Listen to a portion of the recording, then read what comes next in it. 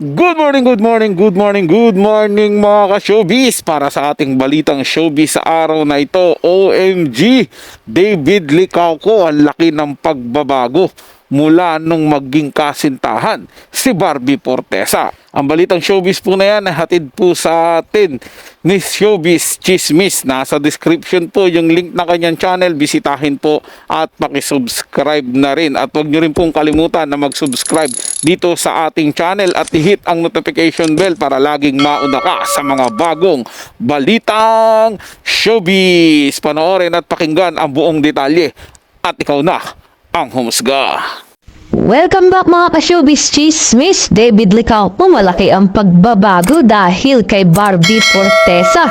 Barda fans tuwang-tuwa.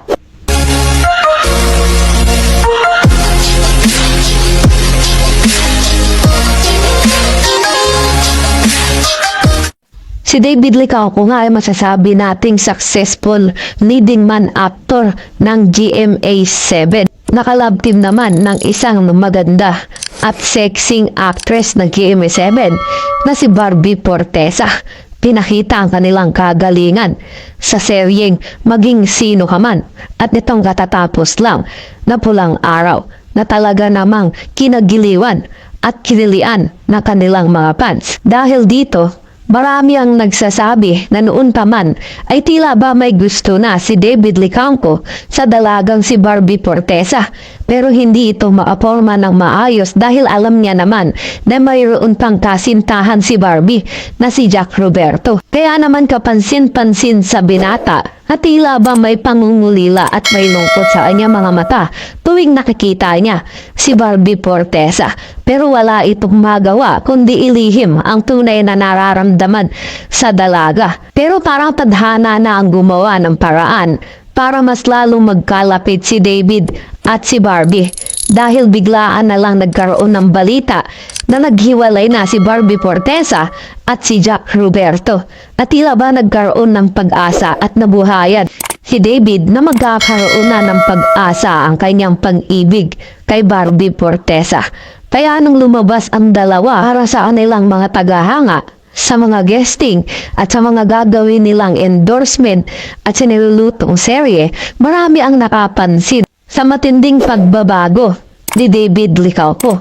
Kapansin-pansin yung malagkit na tingin na may kilig at sobrang pagmamahal na pag-asikaso sa dalaga. Hindi maitatanggi na sobra ang pag-aantay niya na dumating yung panahon na ipakita niya kung gaano niya minamahal ang dalaga. Marami rin ang nakapansin na ibang sweetness ang ipinapakita ni David Licauco kay Barbie Fortesa. Na tila ba wala na itong dapat na itago at pwede niya nang ipagsigawan sa lahat kung gaano ka-espesyal at kamahal niya si Barbie Fortesa.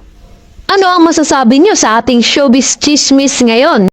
Ang isang lalaki talaga na natunay na nagmamahal sa isang babae, malaki talaga ang makikita mong pagbabago dyan. Lalo na po kung malinis ang intensyon, lalo na po kung talagang ang babae na to ay yung nakikita niya na makakasama niya na habang buhay. Kumbaga wala na po siyang hahanaping iba, etong babae na po yung gusto niyang makasama.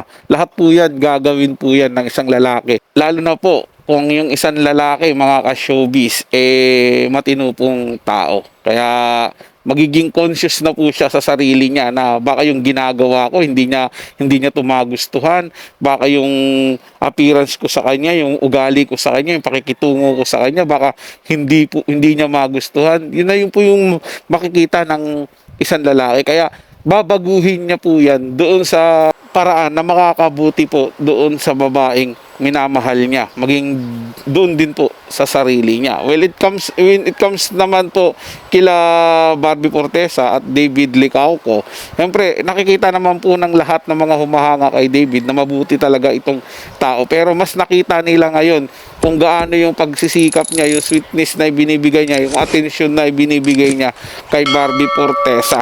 At paanong pagsisikap o pagiging pagsisipag pa, dagdag pagsisipag pa.